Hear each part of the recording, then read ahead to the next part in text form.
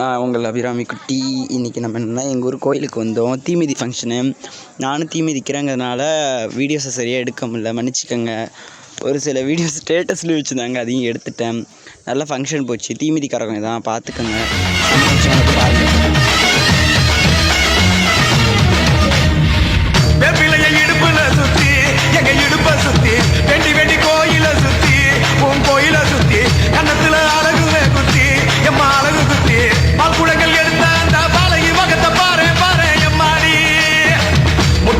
உனக்கு தந்தா சுட்ட மீனும் மலையில் வச்சா கட்டு கழுத்தி தாலிய நீ காவு கேட்டு நிக்கிறியே.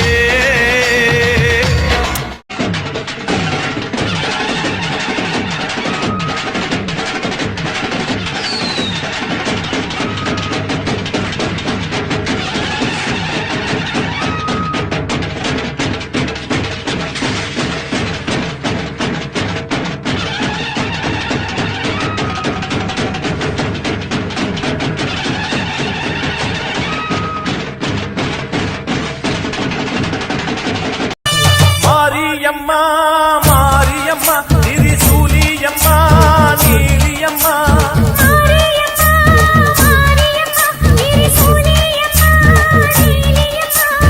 அலமேல மணிமகுடம் என் தாய் தந்த பூங்கரகம்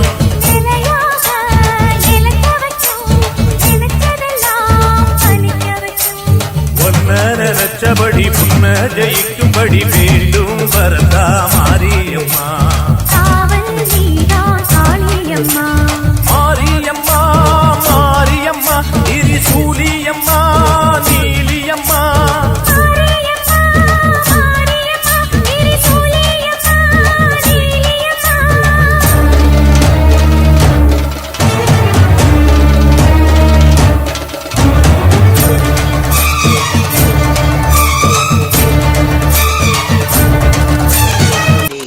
என்னடா பண்ணுறீங்க? இப்போ தான் ஏஞ்சி இதே காஃபி போட்டுட்ருக்கேன். 2 நாளைக்கு முன்னாடி தீ மிதிச்சுட்டு வந்தேன். அந்த வீடியோ உங்களுக்காக எடுத்தும் வச்சுருக்கேன். இன்னொரு பக்கம் என்னதுன்னா, அந்த கோயிலில் வேண்டுதல் வச்சு நிறைவேறும். நான் ஒரு வேண்டுதல் வச்சுட்டு போன வருஷம் நிறைவேறல. அதுக்கு பதிலாக இன்னும் நான் நிறைவேற்றி கொடுத்தா அதையும் பண்ணிட்டேன். பாப்பா இந்த வருஷம் வேண்டுதல் வச்சுருக்கேன். தீமிதி ஃபங்க்ஷனுக்கு நல்லபடியாக நடந்துச்சுன்னா அடுத்த வருஷம் தீ மிதிக்கலாம் அதே கோயிலில். ரொம்ப எனக்கு மனசில் பட்ட ஒரு கோவில். ஏன்னா அந்த கோயிலில் நான் இது வரைக்கும் வேண்டுதல் வச்சு நிறைவேறாமல் எதுவும் போனது கிடையாது. அந்த மாதிரி ஒரு கோவில். ரொம்ப பெரிய கோயில்னு சொல்ல முடியாது. அந்த கோவிலை தெரியாதவங்கிறத விட அந்த கோயிலை அறியாதவங்க பாவம் பண்ணவங்கன்னு தான் சொல்ல முடியும். ஏன்னா அந்த கோயில் அவ்வளோ சூப்பரான கோவில், தெரியுமா? 2வது ஸ்கின் கேர் பண்ணல.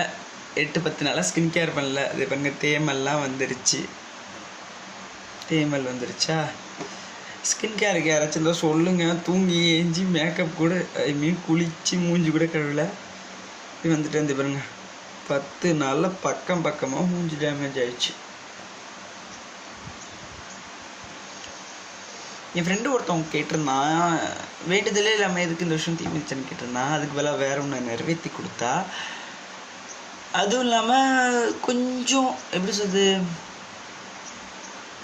எனக்கு ஒரு சந்தோஷம் இருந்துச்சு அந்த கோயில் தீ மிதிக்கிறதுக்கு போகிறதுக்கு முன்னாடி. ஏன்னா வாழ்க்கையில் உச்சக்கட்ட ஒரு சந்தோஷம் ஒரு பக்கம், அந்த உச்சக்கட்ட வேதனையும் ஒரு பக்கம் இருக்குது.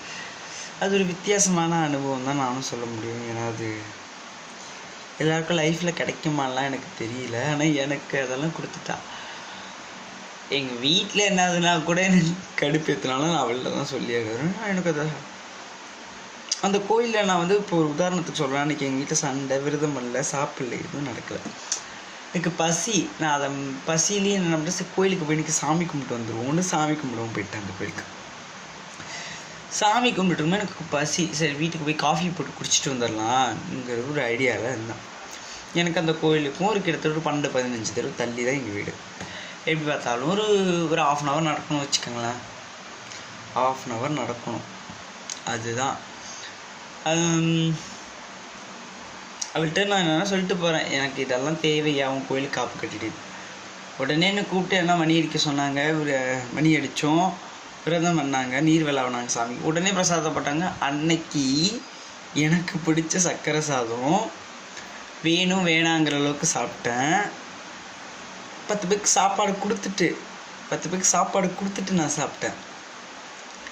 சாப்பிட்டுட்டு நான் இப்போ யோசித்தது என்னதுன்னா, கொடுத்துட்டு எனக்கு வந்துடுச்சு, அது கூட சுண்டல் வந்துடுச்சு, அதுக்கப்புறம் கூழ் வந்துடுச்சு, இத்தினோண்டு வயிறு கேப் இருந்துச்சு, பச்சை மிளகா கடிச்சிட்டேன், காரம் செம்ம காரம், என்னால் தாங்க முடியல. அப்புறம் பார்த்தா பச்சை மிளகாவை கடித்த கொஞ்ச நேரத்துலேயே எனக்கு என்னென்னா, எனக்கு வேண்டியவங்க தான் அந்த கோயில் நிர்வாகம் பண்ணுறாங்க, அந்த கோயில் அவங்களோட தான். அவங்க வந்து எனக்கு என்ன கொண்டு வந்து கொடுக்குறாங்க, கூழ், இன்னொரு டம்ளர் கஞ்சியும், என்னதுன்னா ஸ்வீட்டும் கொடுக்குறாங்க. என்னால் அதை நம்பவே முடியல, திகச்சு போயிட்டு நான் அந்த நின்று ஒரு நிமிஷம் கண்ணீரே விட்டேன். இப்படியே நீ இருக்கியா இந்த வாழ்க்கையில்? எனக்கு ஒரு அனுபவத்துலேயும் நிறைய அனுபவப்பட்டு வந்துட்டேன். சின்ன பிள்ளையிலேருந்து பார்க்கக்கூடாததை பார்த்துட்டேன், எல்லாத்தையும் கேட்கக்கூடாதுன்னு கேட்டுட்டேன்.